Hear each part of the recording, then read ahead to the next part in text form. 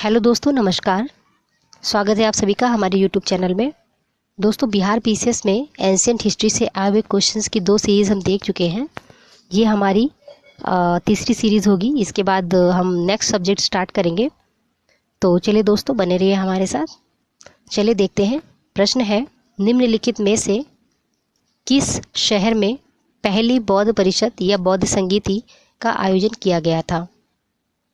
तो दोस्तों, हमारी जो बौद्ध संगीतियाँ हुई थी वो 4 हुई थी कुल, जिन्हें हम शॉर्ट फॉर्म में याद कर सकते हैं, आर, वी, पी और के। तो आप देखेंगे कि जो पहली बौद्ध परिषद या बौद्ध संगीति थी वो राजगीर में हुई थी, दूसरी वैशाली में, तीसरी पाटलिपुत्र और चौथी कश्मीर कुंडलवन। आप इसे ऐसे ही याद करिएगा। अगला क्वेश्चन देखते हैं। अशोक के शासनकाल में बौद्ध सभा किस नगर में आयोजित की गई थी? तो दोस्तों, यहाँ देखेंगे कि जो 4 बौद्ध संगीतियाँ हुई थी उनमें था कि कुल 4 बौद्ध संगीतियाँ हुई थी, जिनमें से हमने बात की थी कि आर, वी, पी, के पहली राजगीर, वैशाली, पाटलिपुत्र और कश्मीर। तो उसमें पूछ रहे हैं कि अशोक के टाइम पे जो बौद्ध संगीति हुई थी वो किस जगह पे हुई थी। तो हम इसे किस तरह से याद करेंगे, आप यहाँ देखेंगे ए के,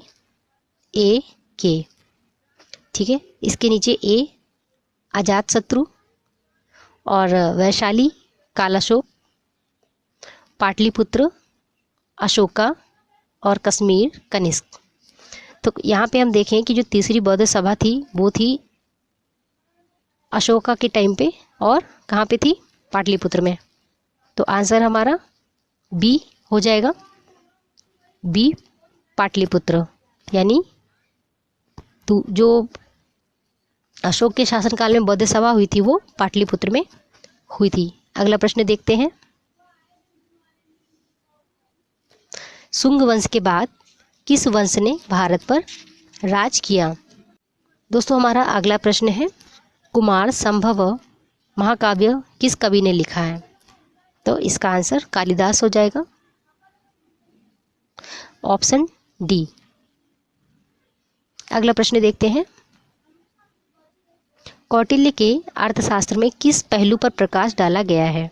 तो दोस्तों, हमने इसके बारे में अपने शायद पहले लेक्चर में बहुत ज़्यादा विस्तार से बात की थी कि वहाँ पे राजनीतिक नीतियाँ होंगी। अगला क्वेश्चन देखते हैं। महावीर जैन की मृत्यु निम्न में से किस नगर में हुई थी? इसका ऑप्शन सी है पावापुरी। इनकी मृत्यु पावापुरी में हुई थी। अगला प्रश्न देखते हैं। गौतम बुद्ध को एक देवता का स्थान किस राजा के युग में प्राप्त हुआ था? तो इसका आंसर बी है, कनिष्क के टाइम पे। अगला प्रश्न देखते हैं। बोध गया में महाबोधि मंदिर बनाया गया जहाँ पे क्या था? बोध गया मंदिर जहाँ बनाया गया था। तो आंसर इसका बी हो जाएगा, गौतम बुद्ध ज्ञान को प्राप्त किया था। गौतम बुद्ध ने ज्ञान को प्राप्त किया था बोध गया में। अगला प्रश्न है। ईसा पूर्व 6ठी शती में विश्व की प्रथम गणतंत्रात्मक व्यवस्था कहाँ थी?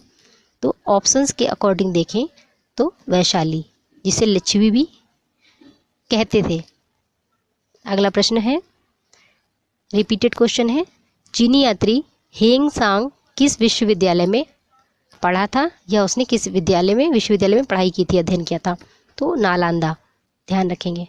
अगला प्रश्न है, किसके ग्रंथ में चंद्रगुप्त मौर्य का विशिष्ट रूप से वर्णन हुआ है? या फिर जिसके ग्रंथ में चंद्रगुप्त मौर्य का विशिष्ट रूप से वर्णन हुआ है वह है विशाखदत्त, जिनका ग्रंथ है मुद्रा राक्षस। दोस्तों, अगला क्वेश्चन देखते हैं, थोड़ा स्पीड से चलेंगे। पाटलिपुत्र के प्रशासन का विवरण प्राप्त होता है या उपलब्ध है? तो यहाँ आंसर सी जो हमने डिस्कस किया था, मेगास्थनीज की पुस्तक इंडिका में पाटलिपुत्र के प्रशासन का विवरण मिलता है कि किस तरह से वहाँ पे प्रशासन होता था। अगला क्वेश्चन देखते हैं। तीसरी बौद्ध संगीति या बौद्ध परिषद कहाँ आयोजित की गई थी? ये रिपीटेड क्वेश्चन है। तीसरी पाटलिपुत्र में, पहली राजगीर में, दूसरी वैशाली में, चौथी कश्मीर में। अगला प्रश्न देखते हैं। अशोक के शिलालेखों में प्रयुक्त भाषा कौन सी है? तो दोस्तों क्षेत्र के हिसाब से देखें तो पश्चिमी क्षेत्रों में इनके शिलालेखों में खरोष्टी लिपि का यूज किया गया है। जिन्होंने 65th बीपीएससी का पेपर दिया था उनको पता होगा, इसका एक प्रश्न भी आया था कि किस तरह से ये जाती है, दाएं से बाएं रहती है। प्राकृत अलग बात हो गई, इनका जो प्रयुक्त भाषा था वो प्राकृत था। अगला प्रश्न देखते हैं। निम्न में से किस मौर्य राजा ने दक्कन की विजय प्राप्त की थी? यहाँ पे हम देखेंगे ऑप्शन बी चंद्रगुप्त ने दक्कन की विजय प्राप्त की थी, ऑप्शन बी। नेक्स्ट क्वेश्चन देखते हैं। मेगास्थनीज ने भारतीय समाज को कितनी श्रेणियों में विभाजित किया था? तो इसका आंसर है डी। मेगास्थनीज ने भारतीय समाज को 7 श्रेणियों में बांटा था या विभाजित किया था अकॉर्डिंग टू हिज बुक। आगे देखते हैं। यहाँ पे आप देख लीजिए किस प्रकार से मेगास्थनीज ने 7 श्रेणियों में भारतीय समाज को विभाजित किया था। तो पहला है बुद्धिमान पुरुष यानी ब्राह्मण, दूसरा किसान, तीसरा है चरवाहे, चौथा कारीगर, पांचवा सैनिक, फिर सेना, लास्ट में सरकारी अधिकारी। अगला प्रश्न देखते हैं। 16 महाजनपदों की सूची उपलब्ध है। तो दोस्तों हम देख रहे हैं इसमें ऑप्शन बी हो जाएगा। अंगुत्तर निकाय में 16 महाजनपदों की सूची उपलब्ध है। अगर हम देखें तो बुद्ध इस अंगुत्तर निकाय में बुद्ध एवं इनके शिष्यों के हजारों उपदेश का कलेक्शन है। बात करें तो सुत्त पिटक के 5 निकाय हैं, जिसमें से ये अंगुत्तर निकाय चौथा निकाय है, ध्यान रखिएगा दोस्तों। अगला क्वेश्चन देखते हैं। अर्थशास्त्र में सीता भूमि से क्या तात्पर्य है? अर्थशास्त्र में सीता भूमि से क्या तात्पर्य है? तो इसका आंसर है सी, जनजातियों द्वारा जोती गई भूमि से। याद रखेंगे सी ऑप्शन, जनजातियों द्वारा जोती गई भूमि से तात्पर्य है सीता भूमि का। अगला प्रश्न देखते हैं। हड़प्पा काल की एक उन्नत जल प्रबंधन प्रणाली का पता कहाँ लगाया गया है? पहले टॉपिक में पहले एंशिएंट के वीडियो में हम लोगों ने डिस्कस किया था धौलावीरा के बारे में। तो धौलावीरा जहाँ से एक उन्नत जल प्रबंधन प्रणाली का पता लगाया गया है। अगला प्रश्न देखते हैं। कनिष्क के शासनकाल में बौद्ध सभा किस नगर में आयोजित की गई थी? तो दोस्तों हमने बात करी थी कश्मीर, कुंडलवन। चलिए आगे बढ़ते हैं, अगला क्वेश्चन देखते हैं। हर्षचरित किसने लिखा है? तो दोस्तों हर्षचरित,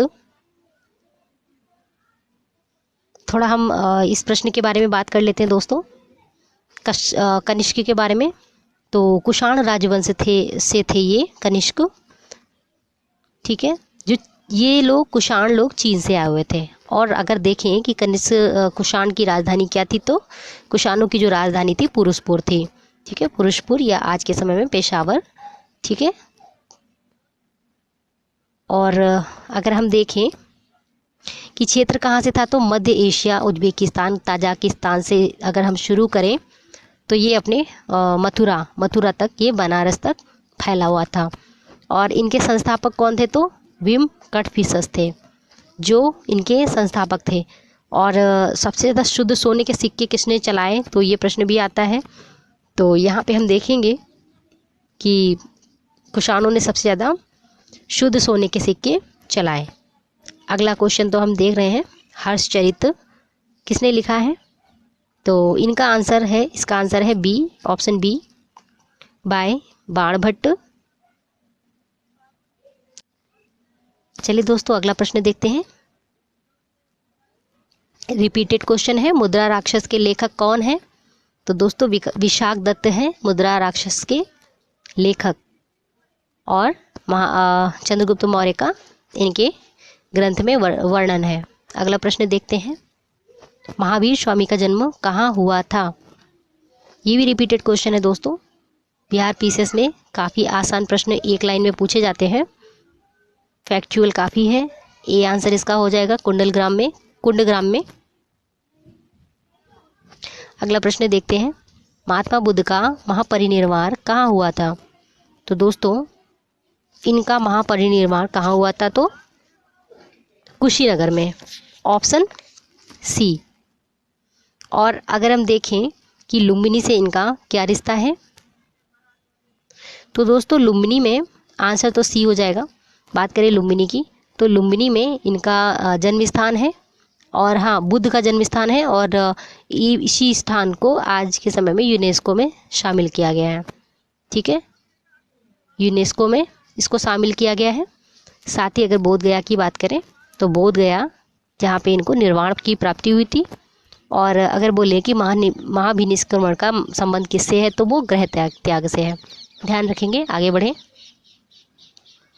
महात्मा बुद्ध ने अपना पहला धर्मचक्र प्रवर्तन किस स्थान पे दिया था? काफ़ी आसान प्रश्न है और बहुत बार रिपीटेड भी हुआ है।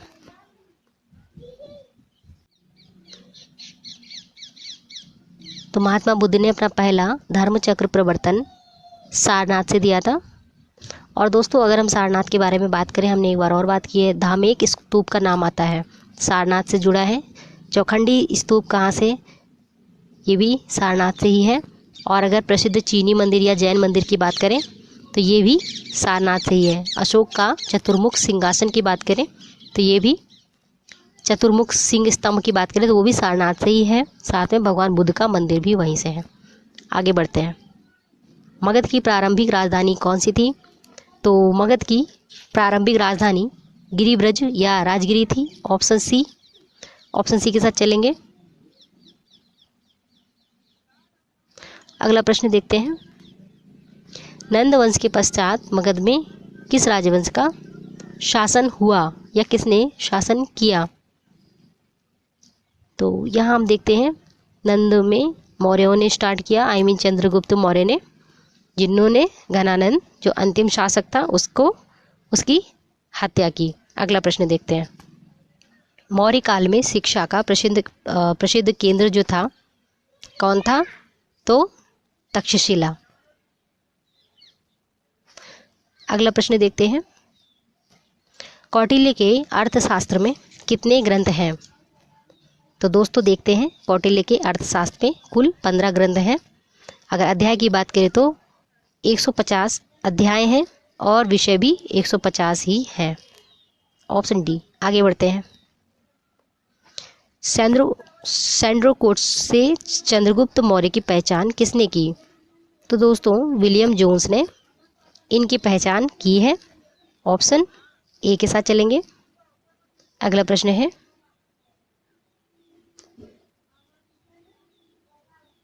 अशोक के ब्राह्मी शिलालेख का निर्णय पहली बार किसने लिया?